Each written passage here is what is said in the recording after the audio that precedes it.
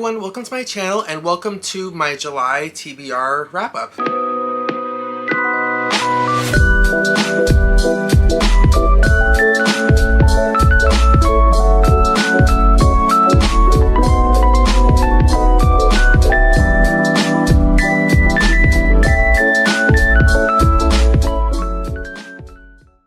So, I had a really good reading month for the month of July. I was able to continue that progress, that motivation from whatever-a-thon in June, and I was able to continue that and to be able to really read quite a bit in July. I honestly didn't feel like I read a lot because there were just a few books that I didn't really enjoy in this month, and I also had a few books that I was struggling a little bit with to get through because it was just so massive.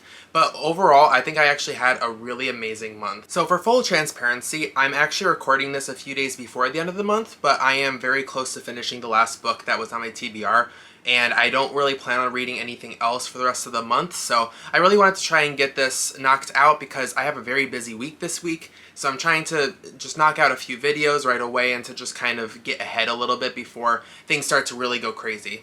So I wasn't able to completely fill out the stats for the month. So I'm actually going to go ahead and show these stats here. It's going to go over kind of the usual stuff that I go over in my wrap-ups, such as how many books I was able to finish, how many pages I read, the average page amount that I was able to read a day, and then I'm also going to go over in the stats here the genres of books that I was able to read. For the most part, I was actually pretty, if I recall, I was actually very balanced. Like, there was quite a few different types of books. I read more horror this month because of Summerween, which I'll get to in just a second. And I also read a few sci-fi books because of SciFi July, which again I will go over in just one moment. But overall, I had a really good reading month like I had mentioned, and I am sorry that I don't actually say the numbers in this video. I really just want to try and get this video out so that you guys could enjoy it as soon as possible.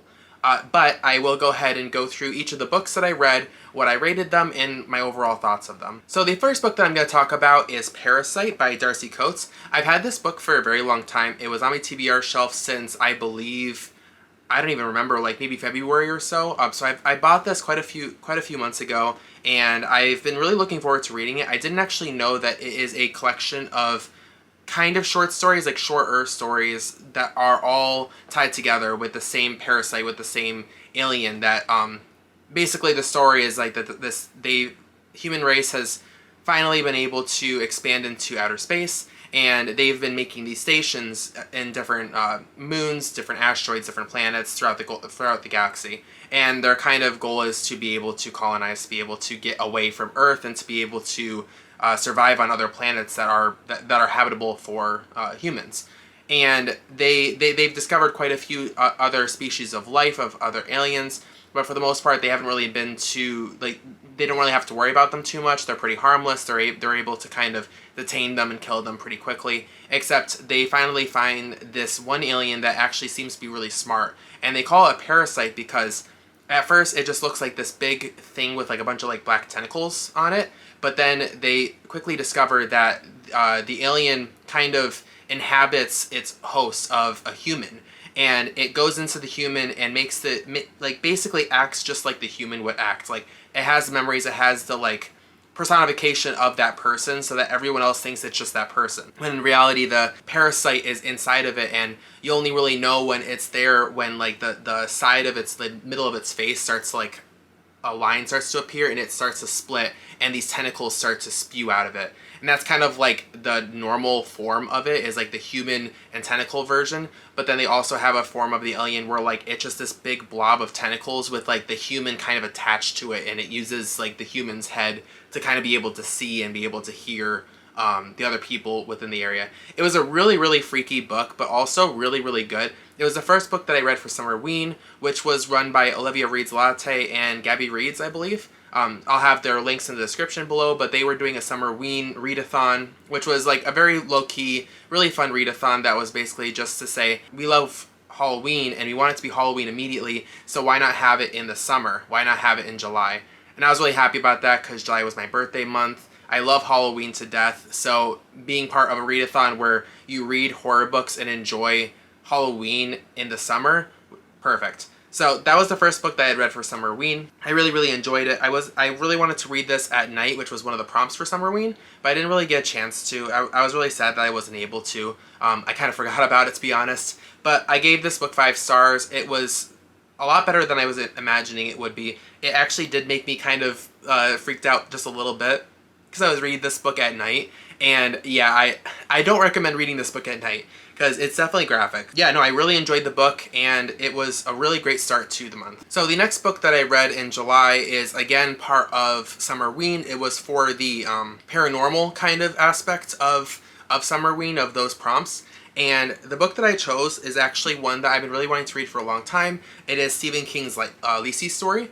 So I read this book, and if you want a very in-depth explanation of like my thoughts and feelings throughout the book, please check out this video. I basically did a podcast of me going through the whole book, and I had tabbed it, and I basically focused on like certain phrases, certain lines within the story that I thought were really interesting, but also that were really driven by the plot that I thought was like very important to the overall story and for me to kind of remember, because I'm really bad at remembering like little details.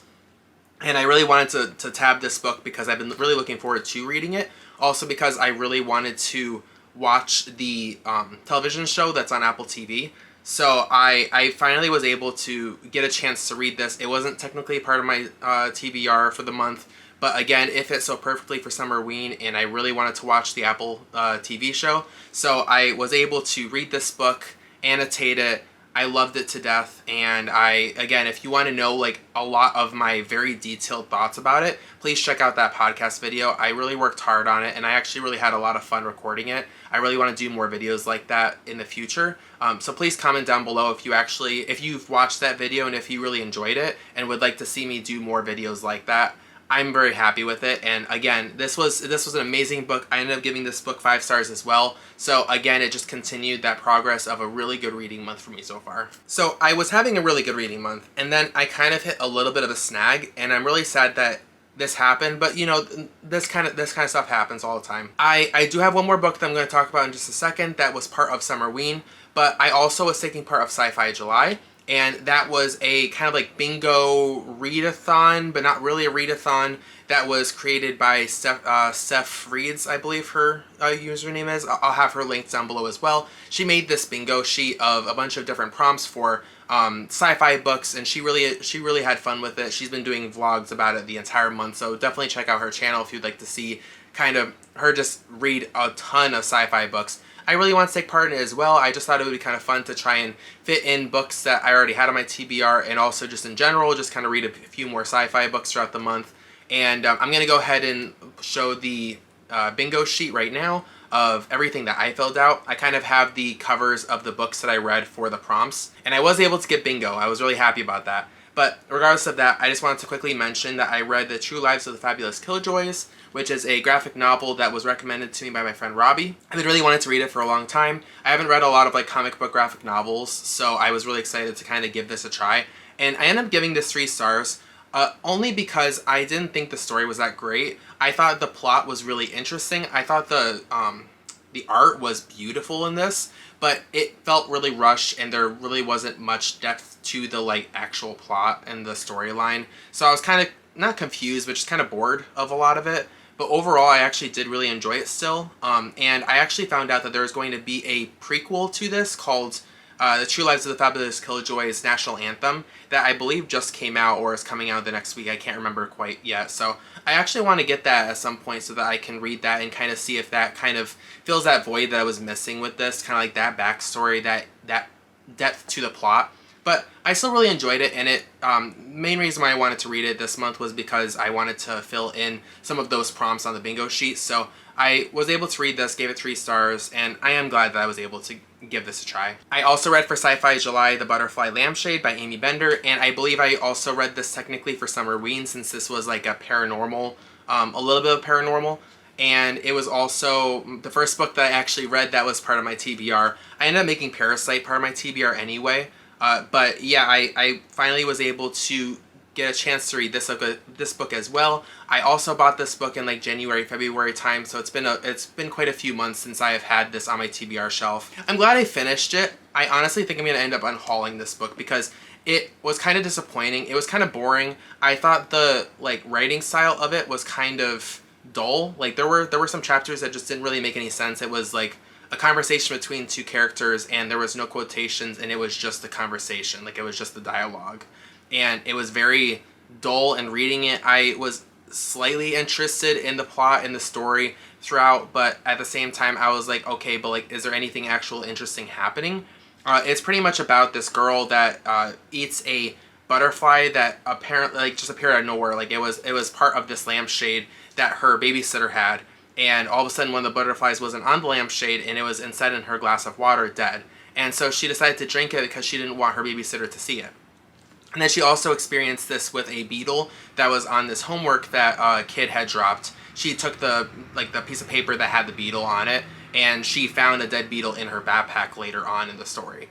And I guess the whole point of the story was that she was kind of insane. Like she was kind of a little bit mental, and she was kind of imagining these insects, and that she felt like she was special because she had ingested these insects. And her mother was also kind of like very unstable, and she ended up kind of living without like away from her mother because of it. Like her mother lives in a mental institute, and so like she's kind of comparing herself to her mother, but also trying to like feel normal even though she's having these thoughts. And I kind of get that with the story, but at the same time, I just thought the writing was kind of bland. It was kind of like you kind of saw everything coming, and there really wasn't a point to it. I guess like I don't know. It was okay. I gave it 2 stars. I don't know if I'd ever read this book again. I love the cover. The cover is beautiful. But yeah, I'm never going to read this again. I'm probably going to end up unhauling it. But I gave it a try. And I'm glad I was able to at least finish it. Continuing on from there though, again for Sci-Fi July, because it was technically considered a sci-fi. It was labeled as such in Goodreads, although I consider it very heavy fantasy. But hey, it was sci-fi on the tag, so I figured, hey, might as well go ahead and put that towards some of the prompts for Sci-Fi July. And that book was First Become Ashes by K.M. Szpara. This is the same author that wrote Docile, which I had read the month before. And I had very high expectations for this book. I bought it when I was on my New York City trip, and I really, really enjoyed it. It wasn't as good. It's funny. It wasn't as good as Docile as far as the story was concerned, but I ended up giving this 5 stars where I gave Docile 4 stars. Only because it was shorter, and like there was just so much more in this story that I actually like really enjoyed, and found myself like kind of anticipating, wondering like what's gonna happen next. And I didn't quite like, I felt that way with Docile, but I wasn't like, I was a bit uncomfortable with Docile because of just the nature of that story. If you're curious on my thoughts from that, go ahead and check out my last TBR video so that you can kind of get more of an in-depth reason for why I gave that 4 stars instead of 5. I gave this 5 stars because it very much, like the story basically follows this this kid that was part of what we figure out is a cult in Boston. I can't remember exactly what the city is, but he's part of a cult that kind of lived secluded in this like main city in this old zoo. And they believe in magic. They believe in like harming themselves to be able to like develop magic to be able to be used. And they thought that everyone outside of their society was like kind of taken over by these monsters, and that they had to basically fight them when they were able to turn 25. And so the main character of the story ends up leaving the society because they get surrounded by the FBI. The FBI kind of like takes over. Like they break into the society, and they basically say like, hey, we're going to break you all out, we're going to free you all, but like no one really understands why they're being freed, because again they've been brainwashed throughout their whole lives by, you know, what this by like this magic, by the society that they've been told is true. And it's really interesting because you get 3 different perspectives in this story. You get the perspective of the main character Lark, who is very much like he believes in this magic and he doesn't want to not believe it. So like he's very deep in this brainwashing. Then you also have this character Darren, who believed in it, but like he was kind of lower in the society that they were in. So like he always felt like he was being taken advantage of, and like he didn't really like, he wasn't high up in that society. He didn't have a lot of like respect and a lot of accolades for that society. So the fact that like he was given this opportunity by the FBI to like help them free these people, he kind of started to go ahead and change himself to like kind of become more normal, to kind of get away from the brainwashing that he experienced. and he was okay with it.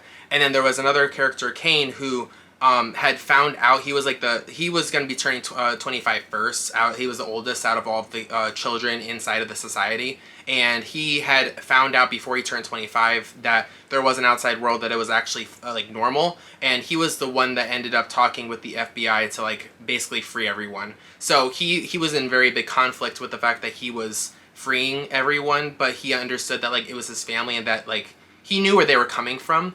And it was really interesting to see like all these three different perspectives of like these three phases of the brainwashing.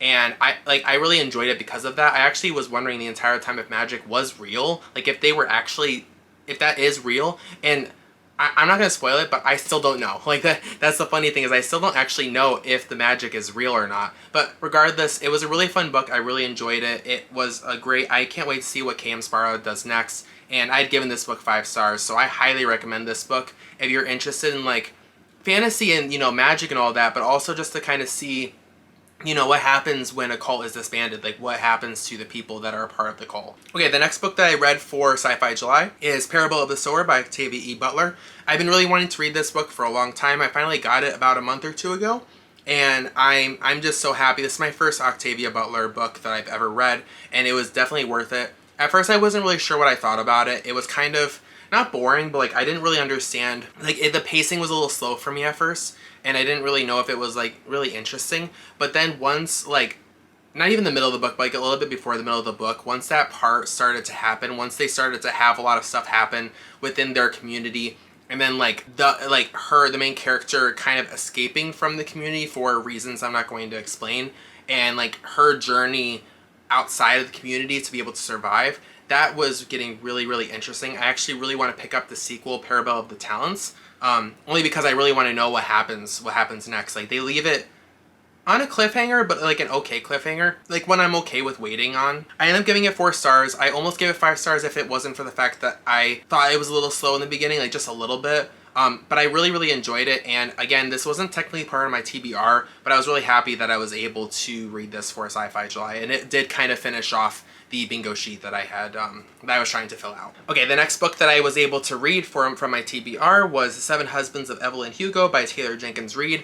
This is one that I was anticipating for months. I got it at New York City, at the through the New York City vlog, and it's been one that so many booktubers have been recommending to me. I've heard so many good things from this book, and I really wanted this to be my first Taylor Jenkins Reid book I've ever read, and it did not disappoint. I loved every single word from this book. It made me feel like Evelyn Hugo was a real person, and that I really was reading her story, and it made me feel so attached, so emotional to this character the entire time because of that. So Taylor Jenkins Reid did such an amazing job to really personify who Evelyn Hugo is, and to really like give an interest to her story, besides just the fact that like she lived an interesting life, that she had these 7 husbands, and that she had her reasons for why she married them and why she left them. And I did not expect it to have such a LGBTQ like presence as well. I was not expecting that. I'm not going to say why there's an LGBTQ plot to the story. I want you to read it for yourself, because it was just so really. I can't even put words to how much I loved this book. I gave it 5 stars. It is probably one of the best books I've read so far this year, and I'm so happy that I was able to finally read this. Okay, and the last book that I read in the month of July is a very, very, very big book. Is The Throne of Amenkor by Joshua Palmatier. I actually had met Joshua a few years back, maybe even longer than that. It's been a long time, but I met him at this like kind of local authors event that a bunch of like local authors from the area, from like a 50-mile radius of our area, had come to my town, and basically like had a bunch of their books on stalls, and like you were able to talk to them. You were able to have them sign the book. I actually have his signature on the book right here, so I'm really happy that I was able to like meet him and talk to him. And I bought this book because it was one of the bigger books that he had written. It's actually a trilogy altogether. It has the stories The Skewed Throne, The Cracked Throne, The Vacant Throne. And I had split up reading this book. I'm actually technically, like I said, still finishing it, but I'm going to be finishing it probably the next 2 days. But I ended up having to break it up when I was reading it, because it was just such a big book that I couldn't get myself to like just read it for a week straight. Like I really wanted to like have it settle with me, and so I was like splitting it up by the trilogy. as I was reading it, and I was reading other books in between. And I'm really happy that I did that because I appreciated and enjoyed every single moment of this book. I'm giving it 5 stars even though I'm not finished with it. I'm definitely going to be giving it 5 stars because I loved the characters. I loved the magic that was involved. I loved the whole concept of this throne that like kind of enhances the power of what some characters call the sight, or the main character calls the river.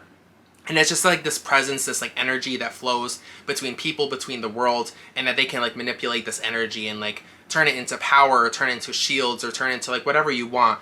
And the main character can kind of put herself in other people's shoes, literally, like kind of transfer her essence to their bodies to be able to see, to be able to feel, to react as them.